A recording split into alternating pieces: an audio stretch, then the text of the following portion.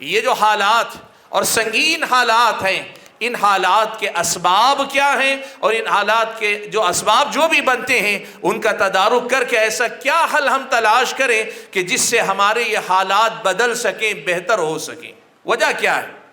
دیکھیے حالات برے ہیں، اور برے حالات کا رونا اگر ہم روتے رہیں گے، صرف روتے رہیں گے، لیکن اس کے مقابلے میں کسی بھی پریشانی کا یا کسی بھی بیماری کا جب ہمیں احساس ہونے لگے، اس کے اسباب کو پہچان کر اس کا علاج کرنا، یہی شریعت اسلامیہ کی رہنمائی ہے اور یہی عقل مندی کا تقاضا بھی ہے۔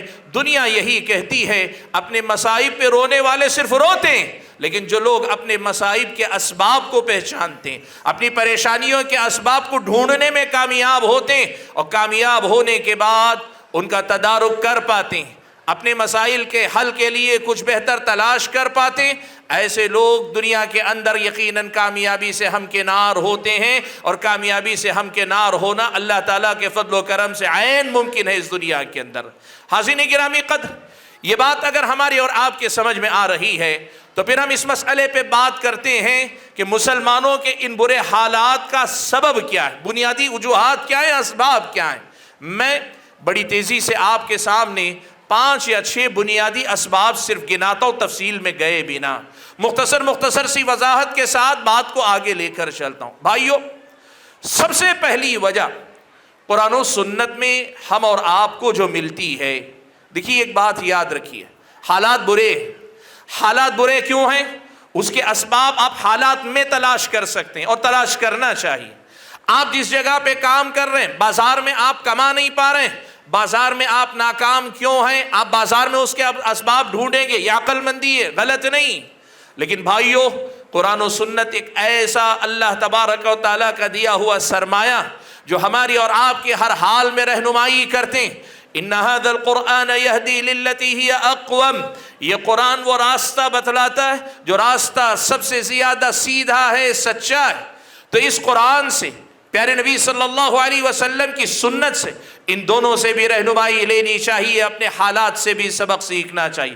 اسی لیے میں بات شروع کرتا ہوں، قرآن و سنت میں ہمارے اور آپ کے لیے کیا رہنمائی رکھی گئی۔ اگر ہم اور آپ قرآن و سنت پڑھ کر دیکھیں تو قرآن و سنت میں اللہ تعالیٰ نے یہ بات صاف رکھی ہے، اور دوسری قوموں کا معاملہ اپنی جگہ، تمہاری اپنی اس دنیا میں بہتر زندگی، اس دنیا میں تمہارے اپنے مسائل، اس دنیا کے اندر تمہاری اپنی پریشانیاں، اس کے اسباب میں سے ایک بڑا سبب، اور ان اسباب کے خاتمے کے بعد تمہاری اپنی عزت، سربلندی، تمہارا غلبہ، عزت والی زندگی، دنیا کے سامنے شان و شوکت کے ساتھ ایک باوقار زندگی جینا، اس معاملے کا اللہ تعالیٰ نے سیدھے تمہارے دین سے رشتہ جوڑ کے رکھا ہے۔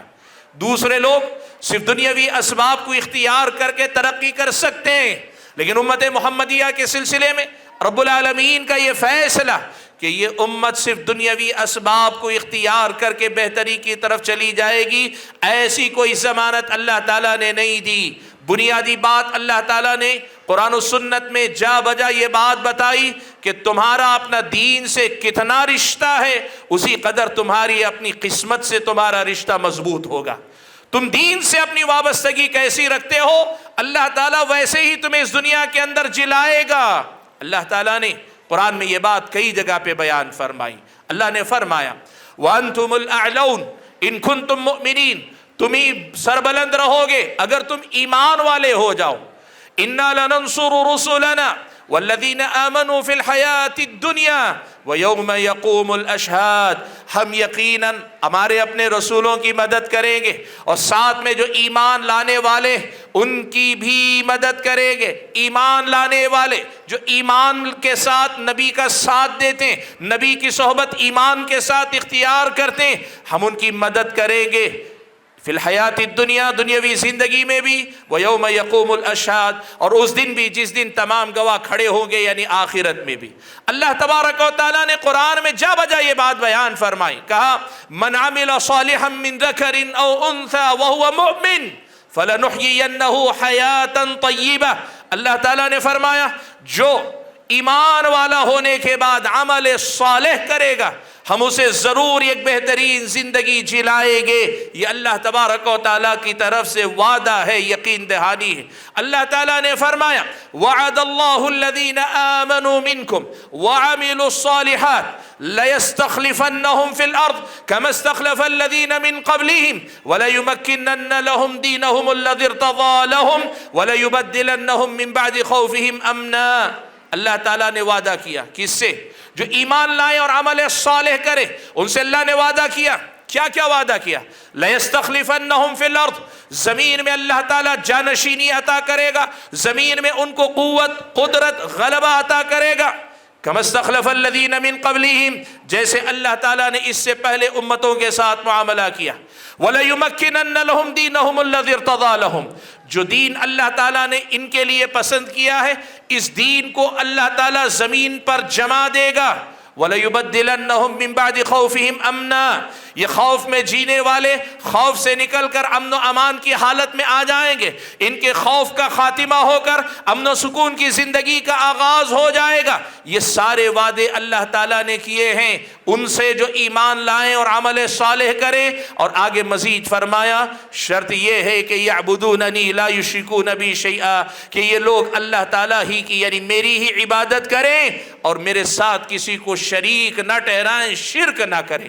توحید تمہارے اندر ہے، اللہ تعالیٰ تمہیں دنیا میں غالب کرے گا۔ اللہ تعالیٰ سے شرک سے بچتے رہو گے، اللہ تعالیٰ تمہیں قوت سے مالا مال کرتا رہے گا۔ حاضرین گرامی قدر، قرآنی آیات بہت ساری، احادیث بھی بہت ساری۔ پیارے نبی صلی اللہ علیہ وسلم نے حضرت ابن عباس رضی اللہ تعالیٰ عنہما سے کہا تھا کہ یا غلام انی اعلمک کلمات، اے لڑکے میں تجھے کچھ باتیں سکھاتا ہوں، میں تجھے کچھ باتیں سکھاتا ہوں۔ احفظ اللہ یحفظک، تم اللہ تعالیٰ کی حفاظت کرو، اللہ تمہاری حفاظت کرے گا۔ ظاہر سی بات ہے بندہ کیا اللہ کی حفاظت کرے گا؟ اہل علم نے لکھا حفظ اللہ سے مراد، اللہ کی حفاظت سے مراد اللہ کے حقوق اور اللہ تعالیٰ کی حدود کی حفاظت کرنا۔ جو حق اللہ تعالیٰ کا ہے، حق عبادت، حق توحید، اس کی حفاظت کرو۔ اور حدود اللہ یعنی اللہ کی شریعت جو اللہ تعالیٰ نے حلال و حرام کی شکل میں، جائز اور ناجائز کی شکل میں، بندگی اور بندگی کی خلاف ورزی کی شکل میں رکھی، ان حقوق اور حدود کی پاسداری کرو۔ یحفظکم، اللہ تعالیٰ نے کہا یحفظ اللہ یحفظک، اللہ کے نبی نے کہا تم اللہ تعالیٰ کے حقوق اور حدود کی حفاظت کرو، اللہ تبارک و تعالیٰ تمہاری حفاظت کرے گا۔ حاضرین گرامی قدر، بات لمبی ہوگی اگر میں اور حوالے دیتا جاؤں۔ کہنا یہ ہے کہ قرآن و سنت میں یہ بات اللہ تعالیٰ نے صاف طور پہ رکھی کہ یہ مسئلہ دیکھ لو، تم جتنے اللہ تعالیٰ کے ہوئے اللہ تعالیٰ اتنا ہی تمہارا ہوا۔ تم نے اللہ تعالیٰ سے جتنی نزدیکی قربت بڑھائی، اللہ تعالیٰ اتنا ہی تمہارے معاملات میں تم کو بے نیاز کرتا جائے گا۔ تمہارا رشتہ اللہ تعالیٰ سے جس قدر اخلاص پر مبنی ہوگا، خالص توحید پر مبنی ہوگا اور اللہ تعالیٰ کی بندگی والا، مسلسل بندگی والا، ہر پل بندگی والا، ہر معاملے میں بندگی والا رشتہ تمہارا جڑے گا، اسی قدر رب العالمین تمہیں تمہارے مسائل میں معاون اور مددگار بن کر تمہارے سارے معاملات کو اللہ تعالیٰ جو ہے حل کر دے گا۔ حاضرین گرامی قدر، یہ پہلا سبب بھی ہے اور اسی میں اللہ تعالیٰ نے حل بھی بتلا دیا۔ ہماری اور آپ کی دین سے دوری، ہماری اور آپ کی جو دین سے دوری ہے نا، یہ بہت بڑا مسئلہ۔ ہم وہ لوگ ہیں جو اللہ سے نسبت رکھتے ہیں اور چاہتے یہ ہیں کہ اس نسبت اور تعلق پر ہی اللہ تعالیٰ ہمیں سب کچھ دے دے۔ ہم یہ سمجھتے ہیں کہ چونکہ ہمارا نام مسلمان ہے، ہم رب العالمین کے بندے میں اپنے آپ کو مانتے ہیں، رسول اللہ صلی اللہ علیہ وسلم سے نسبت، اپنے آپ کو پیارے نبی محمد صلی اللہ علیہ وسلم کا امتی مانتے ہیں، اس لیے ہم نے یہ مان لیا ہے اللہ کی مدد پر تو ہمارا پورا حق ہے۔ اللہ کے بندو، اللہ تعالیٰ دیکھنا چاہتا ہے، اللہ تعالیٰ آزماتا ہے، اللہ تعالیٰ دیکھنا چاہتا ہے کہ کون ہے جس کا دعویٰ زبانی ہے اور کون ہے جس کا دعویٰ واقعی ہے، حقیقی ہے، وہ واقعی معنوں میں اللہ تعالیٰ کا بندہ یا بندی بن کر دکھا رہا ہے، یہ اللہ تبارک و تعالیٰ دیکھنا چاہتا ہے۔ حاضرین گرامی قدر، اس مسئلے کو اچھی طرح سے سمجھے۔ دین چھوڑ کر نہ صرف یہ کہ آخرت برباد ہوتی ہے، آپ کی میری دنیا بھی اجڑتی ہے، میری اور آپ کی دنیا بھی خراب ہوتی ہے۔ اور اس میں ایک بڑی لطیف بات ہے، میں جس کی طرف آگے اشارہ کروں گا حاضرین گرامی قدر، کا پہلا سبب جس کی وجہ سے ہمارے اور آپ کے اندر اللہ تعالیٰ کی مدد کی کمی کا احساس جاگتا ہے، یا پھر یہ کہ پریشانی کا احساس جاگتا ہے، وہ ہے اللہ تعالیٰ کے دین سے ہماری اور آپ کی دوری، شرک کا ہمارے اندر پایا جانا، بے دینی کا ہمارے اندر پایا جانا، بے عملی کا ہمارے اور آپ کے اندر پایا جانا۔ یہ بہت بڑا سبب ہے جس کی وجہ